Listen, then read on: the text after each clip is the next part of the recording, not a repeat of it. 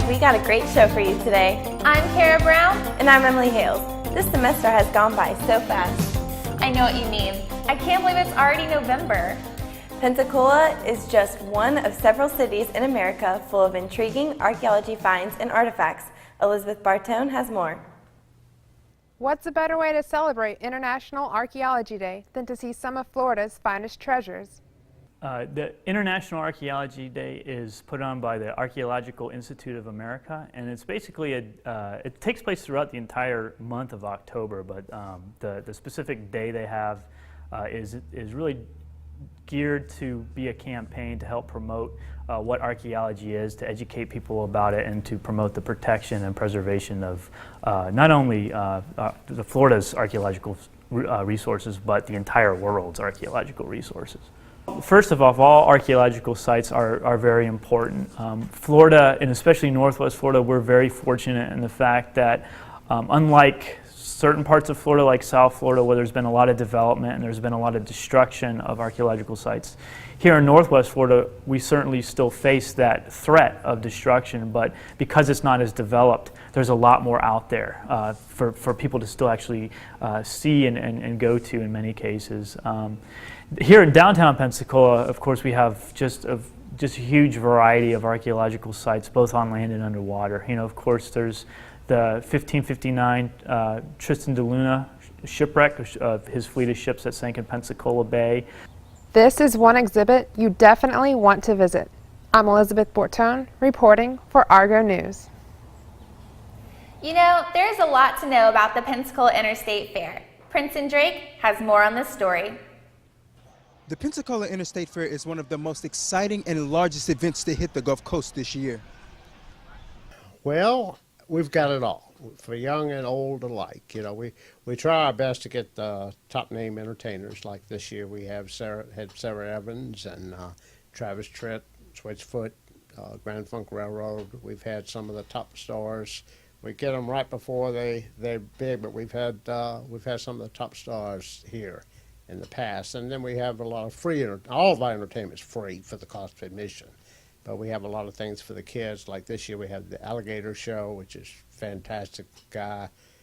You wouldn't believe what he does with alligators, you know. And then we have the big petting zoo up there. It's animals from around the world, giraffes and zebras and things that people don't ordinarily see. And then, of course, the rides and the food and the exhibits. It's just a lot to see. And I can honestly say there are a lot of bigger fairs, state fairs, but I don't think you'll find any fair better than Pensacola Interstate Fair. And I say that because we have more variety of exhibits than any fair that I've been to. Very few of them have the variety that we have. And I've had, you know, the different concessionaires that play all over the country. They come in and they really complement our fair. It's a super bargain for everybody. It's been going on, it's our 79th year. So we're very proud of it, and others have fallen by the wayside, but the fair is very special for the people of Pensacola. With over 60 rides and top name entertainers, this year's Pensacola Interstate Fair was one to remember. I'm Princeton Drake reporting for Argo News. It is important to keep up with what's going on around you. Kara Brown has more on why. Tragedy can strike at any moment. I met Dwayne in the early 80s. We both were cooks up at Dolphins on the Bay restaurant. Dwayne had been there a few years, and we got to be really fast friends and started fishing together at that time. And I guess that's been well over 30 years at this point. I've been told since Dwayne's passing that it occurs naturally in our waters, and it's been here all this time. I just am amazed that it's never come to light before, maybe in this way. You know, you think of somebody with a reduced immune system. You know, none of that was the case. He was a relatively healthy individual, and yet the virus was able to enter his body, possibly through a very small cut. And it's made me a little suspicious about getting near the water. After realizing that I did have some open wounds, it was a little unnerving to know that I had been exposed to the same virus as him. By the time I knew anything about it, he was already in the ICU ward. It was a really standard fishing trip. Nothing of anything that was odd happened to either one of us. I went up to the hospital that day, and Dwayne was already comatose by the time I had gotten there. He was in intensive care. They were breathing for him as well as monitoring all of his blood pressures and all of that. And we got a call at 11 o'clock that night that he had passed away. But just be careful, stay alert. Remember to be aware of your health and your surroundings at all times. I'm Kara Brown, reporting for Argo News. In lighter news, let's see what Anna Plevac is serving at the backcourt. The Christian organization, Baptist Collegiate Ministries, had one of its biggest events of the year recently. Athos. It's a campus-wide event that BCM hosts with other churches locally in the area to let students know who we are, that we care about them, and that we just want to serve them. So, well, there's the activities would be, we have a volleyball tournament, and there's 8 different teams, and you just make a team of 8 people, right? I think that's how many you need for volleyball, and they play each other and come up with the winner. So there's a nice tournament that they can be involved in. There's also tables just to kind of start conversation with students when meeting them. For us, it's a witnessing opportunity to kind of see where people are and what they really think about God in their life and where they are in life right now. There's the coffee bar and the food stations that are free. There's information tables so you can learn about what our organization does on campus and what our purpose is. Sometimes we've had like fun games, they call them minute to win it games. I'm not sure if we had that this year. I wasn't involved in that part of the planning, but just fun things that kids can do and just have a great time and no stress, relieve stress if nothing else. The main purpose is to expose students who wouldn't naturally walk in our building to see who we are and what we're about, to who we are and what we're about. What we would like to do on campus is to help them know that we're here to serve them. If they have any questions about their faith, we're available just to meet the needs of people, because most students wouldn't know there's even a Christian organization on campus. So it's 1, for exposure, 2, to serve, and 3, just to let them know that we care. Athos is just one of the many ways that BCM encourages and connects with people. I'm Anna Plevac, reporting for Argo News. It's always nice to see what different organizations are up to. It seems racing isn't just for cars. Patrick Glazer has more. Local skaters, do you have the need for speed? PLOC stands for Pensacola Longboarding Outlaw Circuit, and if I had to summarize it, I would just have to say it's a lot of fun. It's not often here in Florida we get the opportunity to actually expand on racing when it comes to longboarding. So whenever Waterboys actually puts it on, it's a local skate shop, they put the races on, and they're just geared towards new racers and experienced racers alike. You both can come out.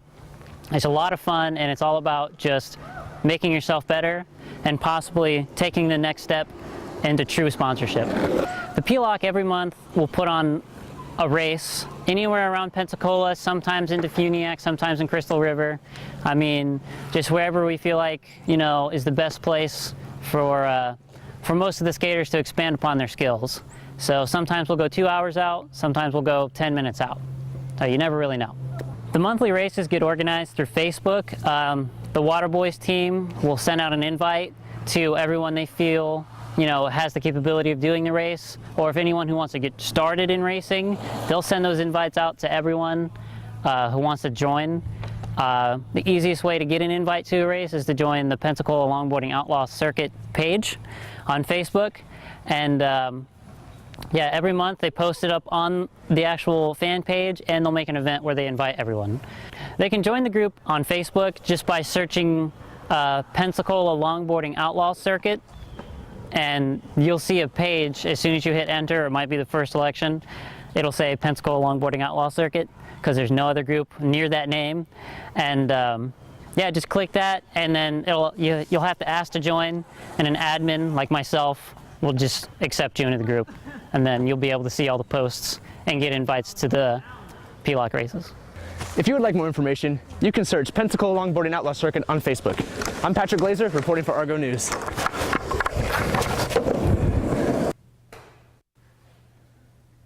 Again, for more information, you can find Pensacola Longboarding Outlaw Circuit on Facebook. You know this school seems to keep growing every year. You're right. UWF has a new College of Business building. Jamie Kennedy has more. Who knew that a building for classrooms could be used for so much more? We've been in the building for just over a year now, and the whole idea behind the building was to make it a student-centered structure. It's called the College of Business Education Center, but the idea is that we want to make it very student friendly, and we want it to be a place where students will hang out between classes, that will even come here to work on projects even when they don't have a class. Well, one of the things that we've tried to do is use the building for a number of different events. So we've been using this building in all of the open houses. It's used mainly in the open house events as the career fair, where all of the departments basically have set up a station in the building. We've got a great atrium, so we use the atrium, and then we use the downstairs area outside of the classrooms. We've also had a number of, at least 3 that I can remember, art exhibits in our atrium. So these towers basically are the artwork that was associated with the construction of this building.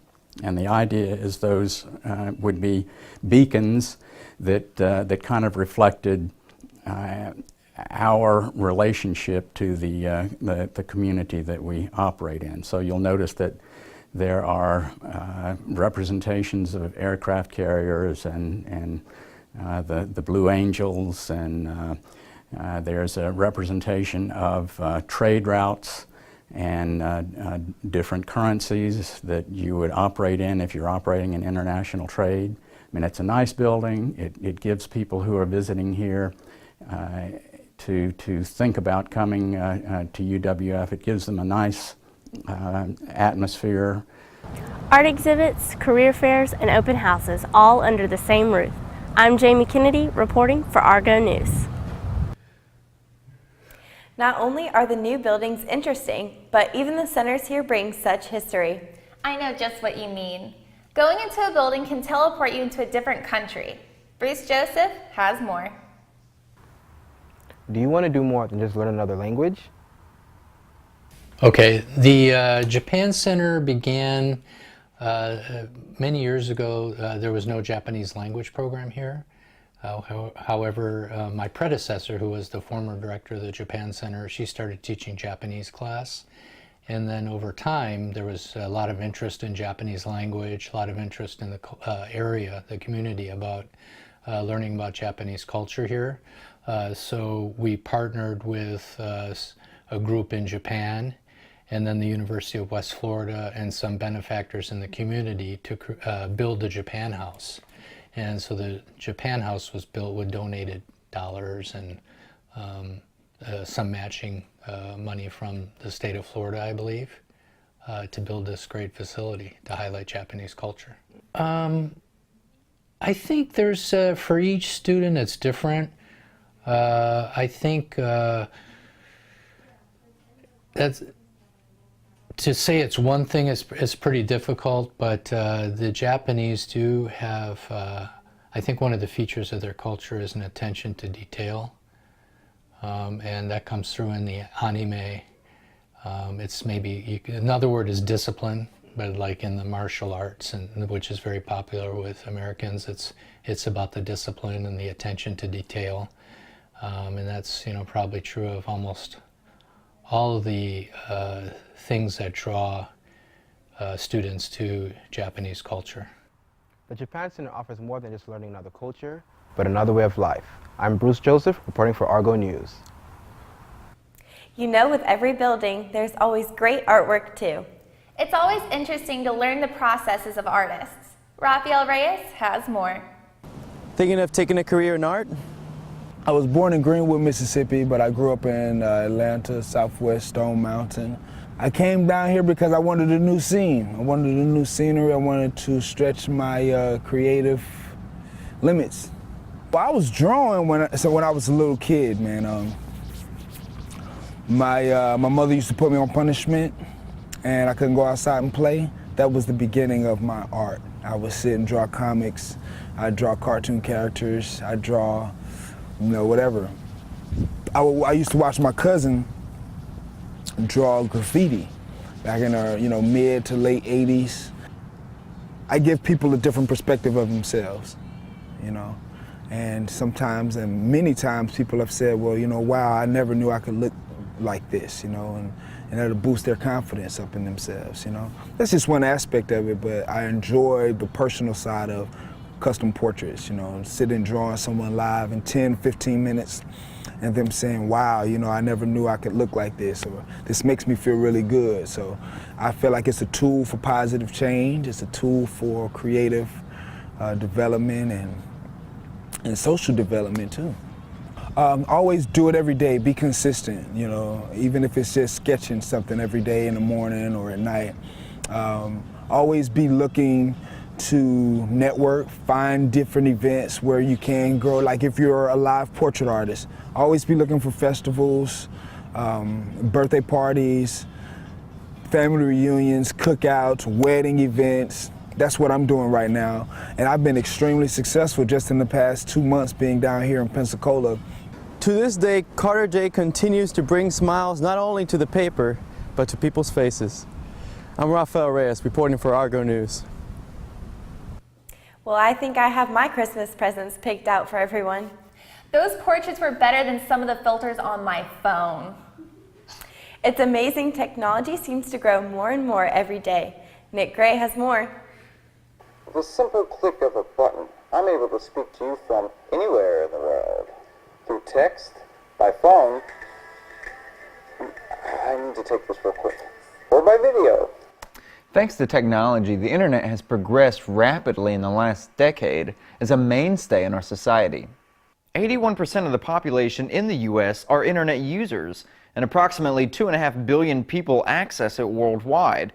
So what does this mean for college students? According to a report by market research company Refuel, nearly half of all students currently enrolled in a degree program take at least one online course per semester. Jessica Guthrie, a UWF adjunct teacher and online instructor, teaches global communication, a befitting course for someone who currently resides in Japan. I think it's great that people in different life situations are able to access the same information and take the class on their own time, because you used to have to go to college and get a degree in 4 years, and now the way it works, it's when it works for you. Having taught public speaking, instructor Guthrie understands the fear some students may have when called upon and believes that online classes are beneficial to those who are uncomfortable in a typical classroom environment. With online courses, they have already thought about what they want to say. They can go back and edit it in the discussion post. And I've also found that the quality of the posts are better than if somebody was just talking in class. There are some aspects, however, that she misses when teaching an online course. I loved interacting with students, and not only that, but I also had a great opportunity to learn from them right there. Or if something I was teaching, if people didn't quite understand it, someone would ask a question and I would be able to address it right then. While instructor Guthrie is an advocate of online classes, she never sees traditional classrooms going away, declaring that there's a level of interpersonal communication that cannot be achieved by ones and zeros. At least not yet. I'm Nick Gray, reporting for Argo News. It'd be nice to just wake up and go to class without leaving your house. True, but it's always nice to see what's going on at school too. I bet many of you have seen the portable vintage clothing store around campus. Kathleen Hicks has more. Do you like vintage clothing? It's called Precious Garbage. I sell vintage and recycled clothing and jewelry and all kinds of stuff, really. A little bit of everything. I started out doing this, I pretty much grew up in antique stores and thrift stores. My first memory ever of being, alive was being in the back storeroom of my mom's antique stores. So it's like she's owned 4 antique stores of her life, and I was there the entire time, and then I wanted to start working for myself, so I just started out doing this, and it's grown into this.